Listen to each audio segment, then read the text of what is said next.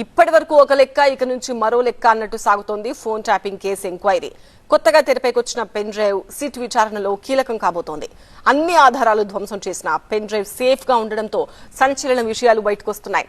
సజ్జనార్ నేతృత్వంలోని సిట్ ప్రభాకర్ రావు నుంచి పూర్తి వివరాలు సేకరిస్తుండటంతో ఉత్కంఠ పెరుగుతోంది.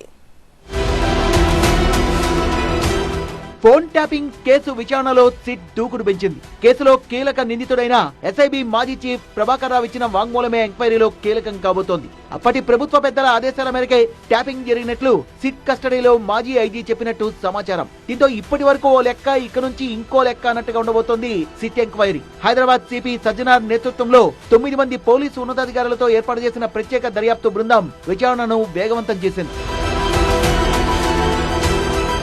ఈ ఫోన్ ట్యాపింగ్ కేసులో కొత్తగా ఓ పెన్ డ్రైవ్ తెరపైకి వచ్చింది. క్రమంలో ఈ పెన్ డ్రైవ్ చుట్టూనే సిట్ విచారణ సాగుతోంది. ప్రభాకర్ రావు టీం అన్ని ఆధారాలు ధ్వంసం చేసిన పెన్ డ్రైవ్ ను సేఫ్ గా ఉంచడంతో అసలు విషయాలు బయటకు వస్తున్నాయి.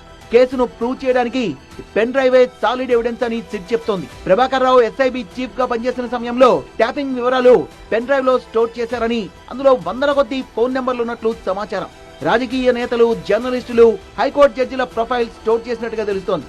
పెన్ డ్రైవ్ ద్వారానే ట్యాపింగ్ కు గురైన ఫోన్ నెంబర్లు గుర్తించారు. ఎల్లుండి వరకు ప్రభాకర్ రావు నుంచి సిట్ పూర్తి వివరాలని సేకరించనుంది.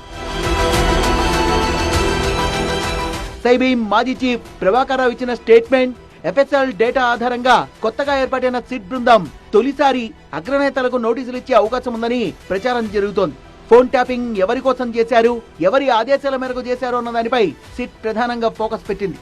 కస్టడీలో ప్రభాకర్ రావు పదే పదే అప్పటి డీజీపీ మహేందర్ రెడ్డితో పాటు అప్పటి ఇంటెలిజెన్స్ చీఫ్ అనిల్ కుమార్ పేర్లను ప్రస్తావించడం ఫోన్ ట్యాపింగ్ కేసులో ఆసక్తికర పరిణామం. ఇప్పటికే ఈ కేసులో మాజీ డీజీపీ స్టేట్మెంట్ ని అధికారులు రికార్డు చేశారు.